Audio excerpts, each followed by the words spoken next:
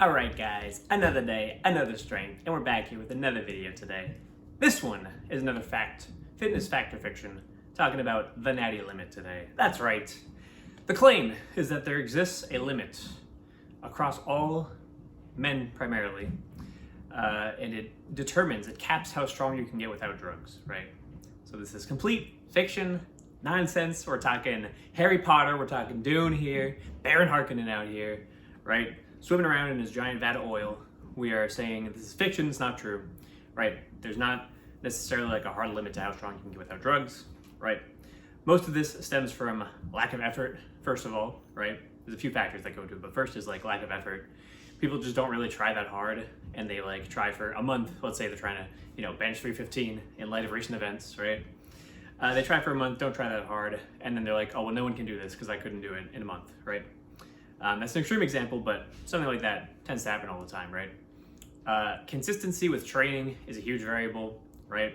And the key there is that it's training, not exercise. So the difference between the two is that exercise you're doing just to move your body, just to get a little something in for the day. Training is you're training for that one goal over the long term, right? So your goal might be to bench 315 in 2 years, and you're doing an intentional workout today that's going to allow you to get closer to benching 315 in 2 years, right? So it's very long-term planning, it's delayed gratification, right? And so obviously, like if you don't implement that, you're not gonna get to those goals, right? Sleep and nutrition, you gotta take those very seriously, right? You gotta sleep enough, and then primarily on the nutrition side, you have to just be willing to gain enough weight to get to that number, right? So you're probably not gonna bench 315 at 10% body fat without ever creeping up above that, right? You're gonna have to get probably a little fluffy at some point if you wanna hit 315, and that's fine. But yeah, proper intelligent training is the key. Sleep should never be a variable. Training consistency should never be a variable, right? And then your technique, that's another one. Benching, specifically, benching is not very hard, right? That is like probably the easiest main lift that there is. So if you can't bench properly, like you're gonna have a tough time hitting any of those strong milestone lifts, right? And so in that case, you're gonna be stuck at the Natty limit. 310, no going past it, right? You can get 310 and then you can't get 315, sorry. But yeah, the most potent tool is definitely nutrition, primarily weight gain. Like gaining weight is just, for the natural lifter, that is the most potent tool that you can possibly have, right?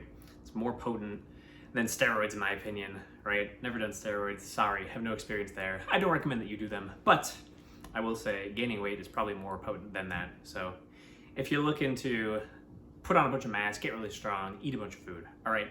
But yeah, that's basically it for this video. There's no such thing as Natty limit. Don't black pill yourself. Don't be a doomer, right? If you think you can do something, just match your actions to your goal. Set out and do it. All right, that's it for this video. See you guys later. Goodbye.